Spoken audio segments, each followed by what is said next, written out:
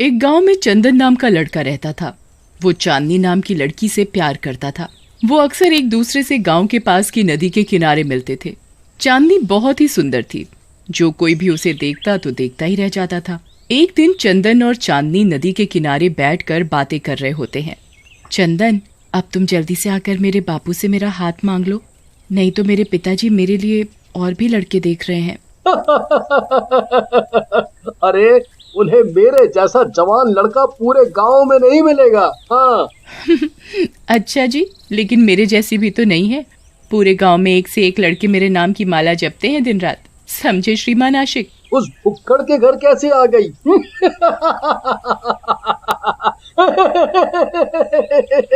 ऐसा बोलकर चंदन भागने लगता है। इस बात पर चांदनी को गुस्सा आ जाता है और वो चंदन के पीछे भागती है और भागते भागते एक आदमी शेरा से टकरा जाती है। शेरा पड़ोस के गांव का एक रईस और बदमाश किस्म का आदमी था। वो चांदनी को देखता है तो बस देखता ही रह जाता है। वाह, क्या सुंदर लड़की है यार, ये तो बिल्कुल स्वर्ग की अप्सरा लग रही है। लेकिन ये यहाँ क्या कर रही है? इसे तो मेरे पास होना चाहिए। अरे, ये भैंसे की तरह क्यों घूरे जा रहे हो? इससे पहले कोई लड़की नहीं देखी क्या? चलो फूटो यहाँ से, ठरकी कहीं का। जी जी जी जी, मेरा नाम ठरकी, मेरा मतलब शेरा है, लेकिन पहले नहीं देखा आपको यहाँ। आज ही पैदा हुई हो तो पहले कैसे देखोगे? तभी चंदन वहाँ आ जाता है और शेरा को पहचान जाता है। चंदन चांदनी को साइड में लेकर जाता है और चांदनी से बोलता है, अरे चांदनी, किससे बहस कर रही है? ये शेरा है, ये एक गुंडा है, इससे मत उलझो, चलो यहाँ से। फिर चंदन के कहने पर चांदनी और चंदन वहाँ से चले जाते हैं। लेकिन शेरा चांदनी को दिल दे बैठता है। वो अपने दोस्त फेकू से उसके बारे में पता करने को बोलता है। फेकू चांदनी और चंदन के बारे में सारी जानकारी निकालकर शेरा के पास पहुँचता है। अरे शेरा भैया, आप यहाँ चांदनी के नाम की माला जप रहे हो। वहाँ वो चंदन आपकी चांदनी से शादी के सपने देख रहा है। लगता है आपका पोपट बन के रहेगा इस बार। चुप कर, नहीं तो तेरा पोपट बनाकर यहीं गेट पर टांग दूंगा। फिर मालिक मालिक बोलता रहेगा। बुलाओ उस चंदन के बच्चे को, मैं उससे बात करूंगा। फिर फेकू चंदन को शेरा के कहे अनुसार नदी के किनारे मिलने के लिए बुलाकर लाता है। शेरा चंदन के पास जाता है और बोलता है, देखो चंदन, तुम शरीफ लड़के लगते हो। मैं चांदनी से प्रेम करने लगा हूँ, तो मैं तुम्हें प्यार से समझा रहा हूँ। तुम उसे छोड़ दो और यहाँ से चले जाओ, नहीं तो तुम्हारे लिए अच्छा नहीं होगा। शेरा जी, चांदनी को छोड़ दूं? चांदनी को मैं छोड़ भी दूं तो वो मुझे नहीं छोड़ेगी, तो कृपया आप कोई और देखिए। अच्छा, मैं अब चलता हूँ। ऐसा कहकर चंदन वहाँ से जाने के लिए मुड़ता है, लेकिन शेरा उसे चाकू मार देता है। चाकू लगते ही चंदन नीचे गिर जाता है। ज्यादा ज्ञान फेल रहा था। अरे, बोला था ना कि मेरे रास्ते से हट जा, लेकिन नहीं माना। मर। उसके बाद शेरा और फेकू मिलकर चंदन की लाश को नदी में फेंक देते हैं और चले जाते हैं। थोड़ी देर में चंदन की आत्मा उसके शरीर से बाहर निकलती है। ये सही है, चाकू के वार से भी बच गया। चलो, ये बात चलकर चांदनी को बताता हूँ। चंदन की आत्मा चांदनी के कमरे में जाती है। चांदनी वहाँ बैठी होती है, लेकिन वो उसे देख नहीं पाती और ना ही सुन पाती है। अरे, ये क्या हो रहा है? चांदनी मुझे देख क्यों नहीं पा रही? कहीं मैं मर तो नहीं गया? हे भगवान, कोई तो मेरी मदद करो, कोई तो मेरी मदद करो। चंदन की आवाज सुनकर एक चुड़ैल वहाँ आ जाती है। उसे देखकर चंदन घबरा जाता है। उसे देखकर चुड़ैल बोलती है, चंदन, घबरा क्यों रहे हो? तुम तो हमारी बिरादरी में शामिल हो गए हो। तुम तो अब भूत बन गए हो। नहीं नहीं, ये क्या बोल रही हो चुड़ैल जी? भला मैं कैसे मर सकता हूँ? नहीं नहीं, आप मजाक कर रही हैं। तुम मर चुके हो चंदन। तुम्हें उस शेरा ने मार डाला है, और देखो, तभी तो तुम अपनी चांदनी को छू भी नहीं पा रहे हो, और ना ही वो तुम्हें देख और सुन पा रही है। मैं उस शेरा के बच्चे की जान ले लूंगा चुड़ैल जी। उसने मेरी जिंदगी, मेरी चांदनी से मुझे अलग किया है। मैं जा रहा हूँ उसकी जान लेने।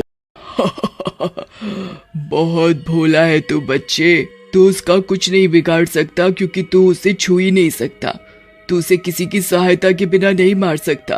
तभी चंदन की नजर एक मक्खी पर पड़ती है। मक्खी को देखकर चंदन चुड़ैल से कहता है, तो ठीक है चुड़ैल जी, मुझे इस मक्खी के शरीर में डाल दीजिए। मैं इस मक्खी के शरीर में जाकर अपना बदला ले लूंगा, लेकिन मैं अब एक भी पल ऐसे नहीं गुजार सकता। इतनी छोटी सी मक्खी बनकर तू क्या कर लेगा? कोई बात नहीं, तेरी यही ख्वाहिश है तो यही सही। चंदन की बात सुनकर चुड़ैल चंदन की आत्मा को उस मक्खी के शरीर में डाल देती है और वहाँ से चली जाती है। अब चंदन का शरीर तो मक्खी का, लेकिन शक्ल इंसान की हो जाती है। मैं अब इस शेरा के बच्चे को नहीं छोड़ूंगा। उधर चांदनी को भी चंदन के मरने का पता चलता है। वो बहुत दुखी होती है और रोने लगती है। चंदन, तुम मुझे छोड़कर कहाँ चले गए? तुम वापस आ जाओ, मैं तुम्हारे बिना नहीं रह पाऊंगी। प्लीज वापस आ जाओ। चंदन चांदनी का रोना सुनकर चांदनी के पास जाता है और उसके गाल पर जाकर बैठ जाता है। चांदनी उसे अपने गालों से हटाने की कोशिश करती है, लेकिन उसे हटा नहीं पाती है। चंदन बार बार आकर उसके पास बैठ जाता है। उफ, ये मक्खी भी ना मुझे परेशान करने में लगी हुई है, पता नहीं क्या है। ऐसा कहकर चांदनी उसे बार बार भगाती है, लेकिन मक्खी बार बार उसके सामने आकर बैठ जाती है। चांदनी उसे गौर से देखती है। अरे अरे, ये तो चंदन है। चंदन, तुम यहाँ कैसे? तुम तो मर गए थे। चलो, तुमने मुझे पहचाना तो सही। मैं तो सोच रहा था कि कहीं ऐसे ही भूत बनकर मैं भटकता ना रहूं। पहले मुझे बताओ तुम्हारी ये हालत कैसे हुई और किसने की? फिर चंदन चांदनी को अपने साथ हुई सारी बात बताता है, जिसे सुनकर चांदनी बोलती है, तो इस शेरा के बच्चे ने हम दोनों को अलग किया है। इस शेरा के बच्चे को मैं जिंदा नहीं छोड़ूंगी। चांदनी, तुम उसकी चिंता ना करो। उस दुष्ट के लिए मैं अकेला ही काफी हूँ। बस तुम किसी तरह मुझे उसके पास ले चलो। फिर वो चांदनी को सारी योजना समझाता है। अगले दिन योजना के अनुसार चांदनी शेरा के घर पहुंचती है। उसे देखकर शेरा बोलता है, चांदनी, मुझे पता था तुम आओगी, क्योंकि वो चंदन तुम्हारी काबिल नहीं था। जितनी तुम सुंदर हो, तुम्हें मेरे जैसा अमीर लड़का ही पसंद करना चाहिए। सही कह रहे हो शेरा जी, वो नालायक मेरे काम का ही नहीं था, बल्कि मैं तो खुद ही उससे अपना पीछा छुटाना चाह रही थी। अच्छा हुआ आपने ये काम कर दिया। अच्छा, तो तुम्हें ये बात पता चल ही गई। चलो, अच्छा हुआ। मेरी होने वाली बीवी को मेरे बारे में सब पता है। सही है भाई, भाभी तो आज घर पर आ गई, लेकिन इस खुशी के मौके पर भाभी के हाथों की चाय नहीं पिलवाओगे? अरे क्यों नहीं मेरे देवर जी, अभी लाई। ऐसा कहकर चांदनी किचन में जाती है, चाय बनाने लगती है। उसके साथ चंदन भी होता है। फिर योजना के अनुसार चांदनी चाय बनाकर गैस चालू छोड़ देती है और चाय लेकर बाहर आ जाती है। थोड़ी देर में पूरे घर में गैस फैल जाती है। अरे चांदनी डार्लिंग, लगता है तुमने गैस चलती हुई छोड़ दी। रुको, मैं बंद करके आता हूँ। चलती नहीं छोड़ी दुष्ट, बल्कि तुझे मारने के लिए छोड़ कर आई हूँ। जिसको तुम दोनों ने मारा है वो वापस आ गया है। ऐसा कहकर चांदनी घर से बाहर निकल जाती है और दरवाजा बंद कर देती है। अरे भाभी, ये क्या मजाक है? ऐसे मत करो, देखो बहुत हो गया। लेकिन तभी शेरा के घर में जोर का धमाका होता है और उसके घर में सिलेंडर फटने से आग लग जाती है। अरे ये क्या कर दिया मैंने? चंदन भी मारा गया लगता है।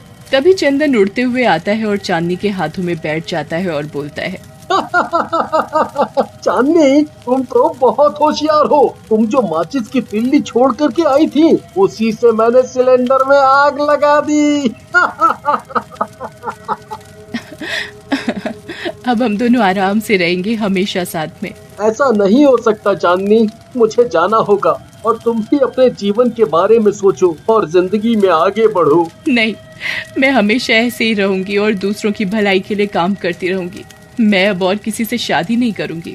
तभी वहाँ चुड़ैल चंदन को लेने आ जाती है। चलो चंदन, अब तुम्हारी मुक्ति का समय आ गया है। चांदनी, चंदन की लाश का अंतिम संस्कार कर दो ताकि इसे मुक्ति मिल जाए। फिर चांदनी ऐसा ही करती है और चंदन को मुक्ति मिल जाती है।